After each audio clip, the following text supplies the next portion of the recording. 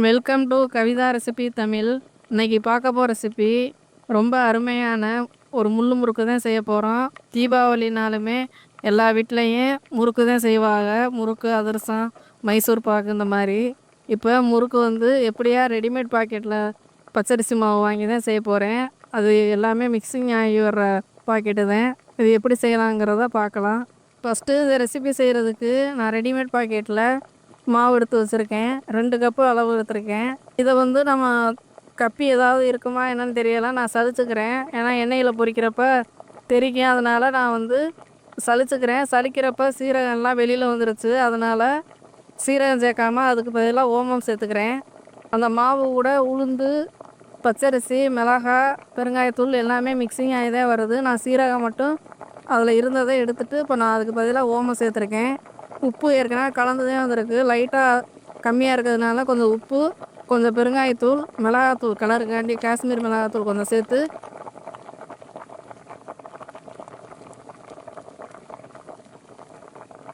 எல்லாத்தையுமே கலந்துக்க போகிறேன். இப்போ நான் வந்து மிளகாத்தூள் சேர்த்துட்டேன். இப்போ ஸ்டவ்வை பற்ற வச்சு கடாய் எடுத்துட்டு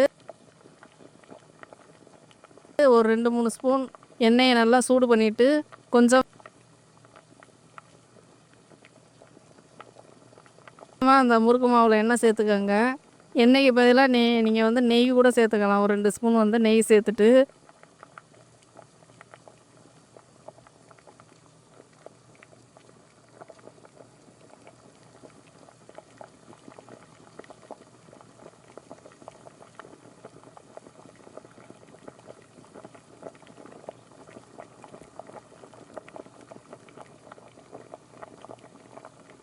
நல்லா கொஞ்சமாக தண்ணி ஊற்றி நல்லா பிசைஞ்சுக்கணும், பச்சை தண்ணியை எடுத்து. இப்போ அதுக்கு முன்னாடி நல்லா கரண்டியை வச்சு இந்த மாதிரி நல்லா கலந்து விட்டுக்கோங்க. நல்லா கலந்து விட்டுட்டு கையில் பிடிக்கிறப்ப மாவு வந்து நல்லா அந்த மாதிரி விழுகணும். மாவு அந்தளவுக்கு அதுதான் கரெக்டான பக்குவம். ஏன்னா நான் ரெடிமேட் பாக்கெட்டை வாங்கினதுனால கரெக்டாக தான் இருக்கும். அதனால் நான் இந்த மாதிரி கிளறி விட்டுட்டு கொஞ்சம் கொஞ்சமாக தண்ணி சேர்த்து நல்லா சப்பாத்தி மாவோட கொஞ்சம் லூஸாக பிசைஞ்சு எடுத்துக்கலாம்.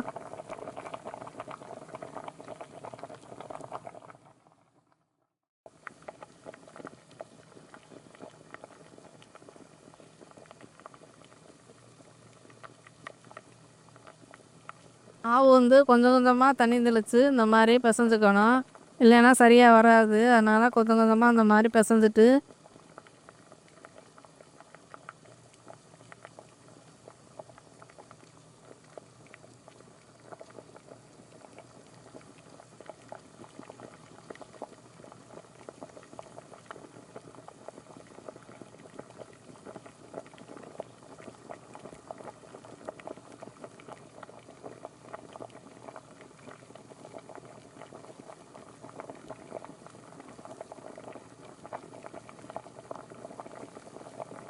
அப்போ தான் எவ்வளோ தண்ணி சேர்க்க முடியுங்கிற அளவு தெரியும்.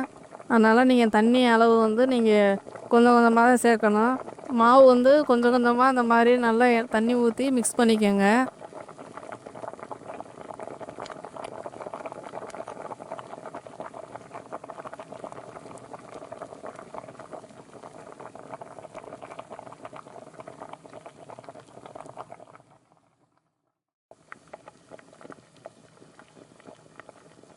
ஏன்னா ஒரே இடத்துல மொத்தமாக தண்ணியை ஊற்றிட்டா மாவு குழ குழன்னு ஆயிரும், அளவு தெரியாது. அதனால் கொஞ்சம் கொஞ்சமாக தெளித்து இந்த மாதிரி நல்லா பிசைஞ்சுக்கோங்க. அப்படியே மாவு அள்ளி கையில் அப்படி பிடிக்கிறப்ப அப்படி விழுகணும் மாவு. அப்படியே ஒட்டிக்கக்கூடாது. அதே கரெக்டான பக்குவம். ரெடிமேட் பாக்கெட்டில் கரெக்டாக தான் இருக்கும். இருந்தாலும் செக் பண்ணிக்கோங்க அந்த மாதிரி. இப்போ எல்லாருனாலையும் மிஷினில் கொடுத்து அரைக்க முடியாது, மழை பெய்கிறதுனால. இப்போ வேலைக்கு போகிற பெண்கள்லாம் இதை அரைச்சி மிஷினில் கொடுத்து அரைச்சிட்டு வந்து சலிச்சு வறுத்து இதெல்லாம் செய்கிறது ரொம்ப கஷ்டமாக இருக்குது இப்போ. அதனால் நீங்கள் இந்த மாதிரி ரெடிமேட் பாக்கெட் வாங்கி உடனே தண்ணி ஊற்றி பிசைஞ்சு நீங்கள் முறுக்கு புழிஞ்சிக்கலாம். எல்லாமே அதிலே மிக்சிங் ஆகிருக்கு. நான் கொஞ்சம் கம்மியாக இருக்கிறதுனால எல்லாமே கொஞ்சம் கொஞ்சம் சேர்த்துருக்கேன் எக்ஸ்ட்ரா. இப்போ நான் புழிஞ்சு பார்த்துட்டு எப்படி இருக்குன்னு சொல்கிறேன். இப்போ மாவு வந்து கொஞ்சம் கொஞ்சமாக பிசைஞ்சு இந்த அளவுக்கு பக்குவம் வந்திருக்கு. சப்பாத்தி மாவோட கொஞ்சம் லூஸாக அந்த மாதிரி இருக்குது. இதே கரெக்டான பக்குவம்.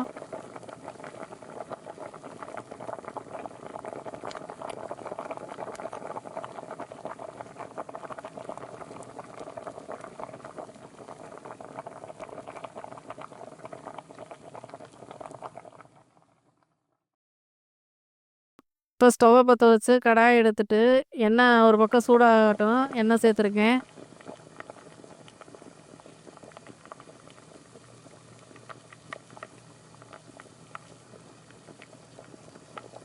நான் சன்ஃப்ளவர் ஆயில் சேர்த்துருக்கேன். நீங்கள் எந்த எண்ணெய் வேணாலும் சேர்த்துக்கங்க. இப்போ வந்து இந்த மாவை வந்து கொஞ்சமாக இந்த முறுக்கு அச்சில் இந்த மாதிரி சேர்த்துட்டு நான் ஒரு துவாரம் உள்ள அச்சில் தான் எடுத்திருக்கேன் முறுக்கு. இப்போ எல்லாத்தையும் இந்த மாதிரி அழுத்திட்டு இந்த கரண்டியில் எண்ணெயை தடவிட்டு முறுக்கு தெரியாதவங்க இந்த மாதிரி எண்ணெயில் ஸ்ட்ரெயிட்டாகவும் புளியலாம்.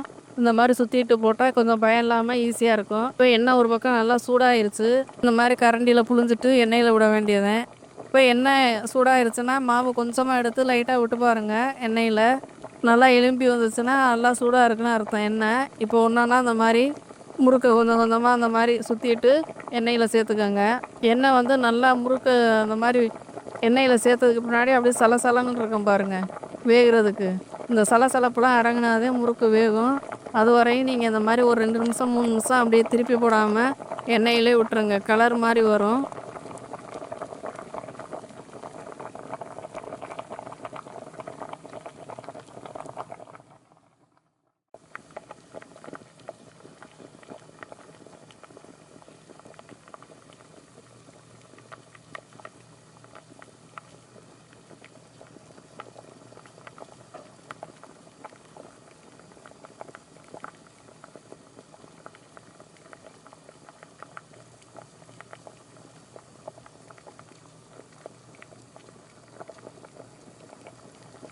அப்போ திருப்பி விடுங்க.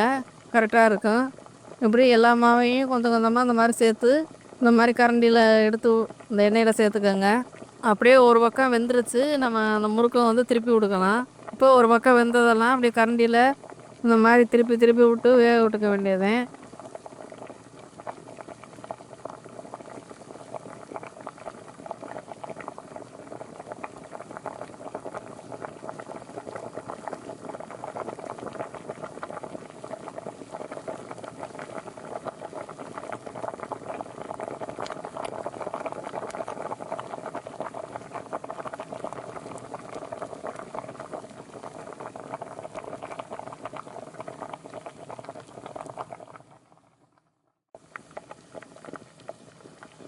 இப்போ நல்லா அந்த பக்கம் வெந்ததுக்கு பின்னாடி சலசலப்பு அடங்கி இருந்துச்சு. இப்போ திருப்பி விட்டதுக்கு முன்னாடி பாருங்கள்.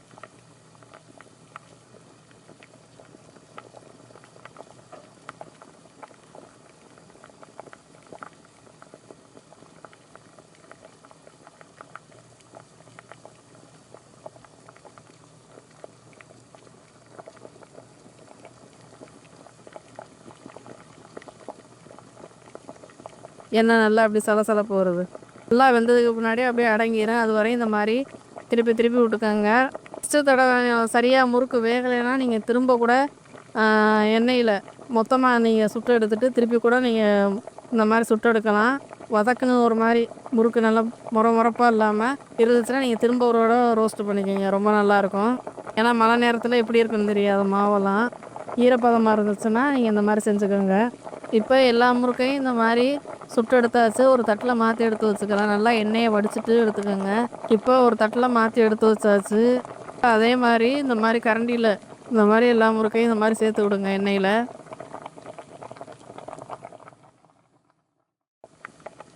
இப்போ இந்த மாதிரி புழிஞ்சு எடுத்து ஒன்றா சேர்த்துக்கலாம் திரும்பவும்.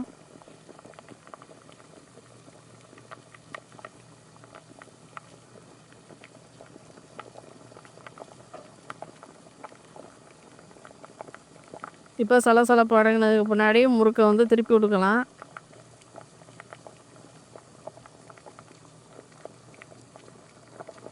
காயில் எத்தனை முறுக்கு எண்ணெயில் சேர்க்க முடியும்னு பார்த்துக்கோங்க. அந்தளவுக்கு சேர்த்துக்கோங்க. நான் இந்த அன்னைக்கு இந்த அளவு தான் சேர்க்க முடியுது. ஒரு 4-5 முறுக்கு தான் சேர்க்க முடியும். நான் வந்து இப்போ ஒன்றா அந்த மாதிரி சுட்டு எடுத்துக்கிறேன்.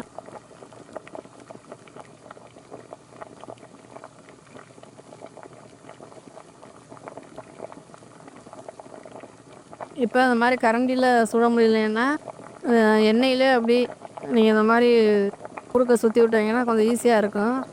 நல்லா தெரிஞ்சவங்க இந்த மாதிரி டக்குன்னு எண்ணெயில் அப்படியே ஸ்ட்ரெயிட்டாக ஊற்றிடலாம். தெரியாதவங்க இந்த மாதிரி கரண்டியில் பொறுமையாக அந்த மாதிரி சுற்றிட்டு விடுங்க. ஏன்னா எண்ணெய் தெரிச்சிச்சுன்னா புதுசாக கற்றுக்கிறவங்களுக்கு ஒரு பயம் வரும். அதனால் நீங்கள் இந்த மாதிரி கரண்டிலே சுற்றிட்டு விடுங்க.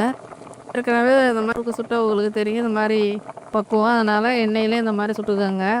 எல்லா முறுக்கையும் இந்த மாரி சுட்டு ஒரு தட்டுல மாத்தி எடுத்து வச்சுக்கலாம்.